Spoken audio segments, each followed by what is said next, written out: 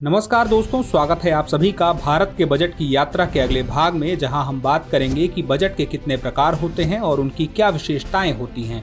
इसके अलावा सरकार को अंतरिम बजट की आवश्यकता क्यों पड़ती है। तो चलिए करते हैं चर्चा की शुरुआत। भारत में सरकार और विशेषज्ञों द्वारा बजट के विभिन्न प्रकारों का उल्लेख किया जाता है। ये बजट के प्रकार उनके आर्थिक महत्व और उपयोगों से संबंधित होते हैं। सबसे पहले बात करते हैं राजस्व बजट के बारे में। इस बजट में राजस्व व्यय और राजस्व प्राप्तियां शामिल होती हैं। राजस्व प्राप्तियां वे प्राप्तियां होती हैं जिनका सरकार की परिसंपत्तियों और देनदारियों पर सीधा प्रभाव नहीं पड़ता है, जैसे कि कर, जिसमें शामिल है उत्पाद शुल्क, आयकर और गैर कर स्रोतों से अर्जित धन, जैसे लाभांश आय, लाभ, ब्याज प्राप्तियां आदि। वहीं राजस्व व्यय सरकार का वह खर्च है जो उसकी परिसंपत्तियों या देनदारियों को प्रभावित नहीं करता। इसमें वेतन, ब्याज भुगतान, पेंशन और प्रशासनिक व्यय शामिल होते हैं। अब पूंजीगत बजट की बारी है, जिसमें पूंजीगत प्राप्तियां और पूंजीगत व्यय शामिल होते हैं। पूंजीगत प्राप्तियां वे होती हैं जो सरकार की परिसंपत्तियों में कमी या देनदारियों में वृद्धि का कारण बनती हैं। इसमें सार्वजनिक उद्यमों के शेयरों की बिक्री और उधार या ऋण के पुनर्भुगतान के रूप में प्राप्त धन शामिल है। पूंजीगत व्यय का उपयोग परिसंपत्तियों के निर्माण या देनदारियों को कम करने के लिए किया जाता है, जैसे कि सड़कों और अस्पतालों का निर्माण या राज्यों को ऋण देना। अगला है शून्य आधारित बजट। इस बजट की कहानी कुछ अलग है। इस बजट को बनाने की एक खास विधि है, जिसमें हर बार नए सिरे से सभी खर्चों का मूल्यांकन किया जाता है और इन खर्चों को उचित ठहराया जाता है। साथ ही सरकार के हर काम का उसकी जरूरतों और लागत के हिसाब से विश्लेषण किया जाता है और फिर जरूरतों के हिसाब से बजट बनाया जाता है।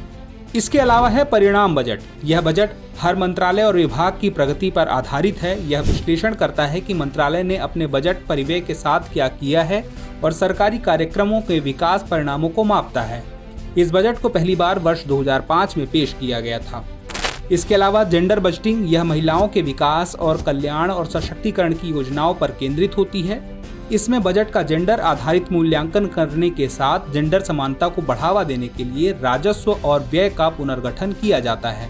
इसके बाद आता है संतुलित बजट। संतुलित बजट एक ऐसा बजट या एक वित्तीय योजना है जिसमें राजस्व व्यय के बराबर होता है और जिससे कोई बजट घाटा या अधिशेष नहीं होता है। यह एक स्थिर और संतुलित वित्तीय स्थिति को दर्शाता है।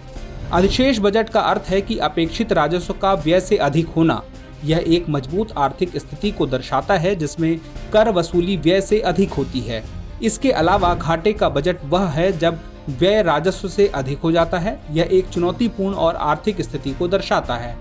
अब बात करते हैं कि पिछले कुछ वर्षों के दौरान भारत ने कुछ ऐतिहासिक बजट पेश किए गए हैं, जिनकी सभी ने उनकी ऐतिहासिक निर्णयों और पॉलिसी घोषणाओं के लिए तारीफ की है। साथ ही इन बजट को विशेष नाम भी दिए गए हैं। आइए इनके बारे में जानते हैं। सबसे पहले बात करते हैं ब्लैक बजट के बारे में। यह बजट वर्ष 1973-74 में इंदिरा गांधी की सरकार के दौरान यशवंतराव बी चौहान द्वारा पेश किया गया था। उस वक्त 550 करोड़ रुपए के उच्च राजकोषीय घाटे के कारण इसे काला या ब्लैक बजट कहा जाता है। गाजर और डंडा बजट, इसको वर्ष 1986 में तत्कालीन वित्त मंत्री वीपी सिंह द्वारा प्रस्तुत किया गया था। यह बजट भारत में लाइसेंस राज को समाप्त करने की दिशा में पहला कदम था।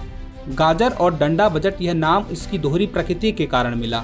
एक तरफ सरकार कर के व्यापक प्रभाव को कम करने के लिए मॉड वैट यानी कि MOD-VAT यानी कि संशोधित मूल्य वर्धित कर क्रेडिट की शुरुआत की। वहीं दूसरी तरफ इसमें तस्करों, कालाबाजारी करने वालों और कर चोरी करने वालों के खिलाफ अभियान चलाया गया।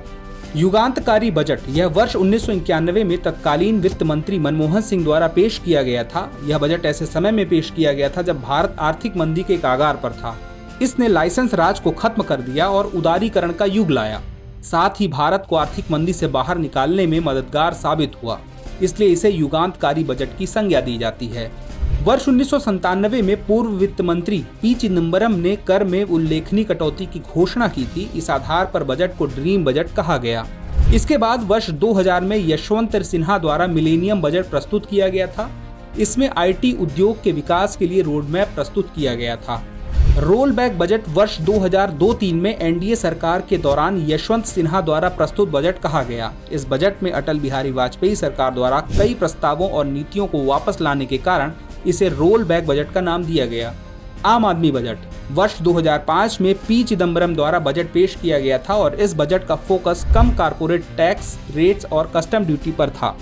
इसके साथ ही मनरेगा और RTI की शुरुआत भी इसी समय हुई। इस कारण इस बजट को आम आदमी बजट के रूप में जाना जाता है। वर्ष 2021 का केंद्रीय बजट वित्त मंत्री निर्मला सीतारमण द्वारा पेश किया गया था। इसे सदी में एक बार आने वाला बजट कहा गया, क्योंकि इसमें निजीकरण, मजबूत कर संग्रह और बुनियादी ढांचे और स्वास्थ्य सेवा में निवेश पर अधिक ध्यान दिया गया। अब बात करते हैं आखिर सरकार को अंतरिम बजट की आवश्यकता क्यों पड़ती है। दरअसल चुनावी वर्ष में मौजूदा सरकार पूर्ण बजट पेश नहीं कर सकती, क्योंकि चुनावों के बाद सरकार में बदलाव हो सकता है, इसलिए अंतरिम बजट की आवश्यकता होती है। गौरतलब है कि अंतरिम बजट के लिए कोई संवैधानिक प्रावधान नहीं है, इसलिए केंद्र सरकार कुछ समय के लिए आवश्यक धनराशि के लिए निचले सदन की स्वीकृति लेने का विकल्प चुन सकती है, जब तक कि नई सरकार पूर्ण बजट पेश नहीं करती है। यही अंतरिम बजट है। इस प्रकार भारत में बजट के विभिन्न प्रकार, उनकी कहानियां और उनके आर्थिक महत्व एवं उपयोगों के साथ समझी जा सकती है। तो व्यूवर्स, आज के एपिसोड में इतना ही। मिलते हैं अगले एपिसोड में बजट 2024-25 के बारे में, तब विस्तार से जानेंगे। डियर व्यूअर्स, अपने एग्जाम की तैयारी को और बेहतर करने के लिए हमारे चैनल को लाइक, शेयर और सब्सक्राइब करना न भूलें।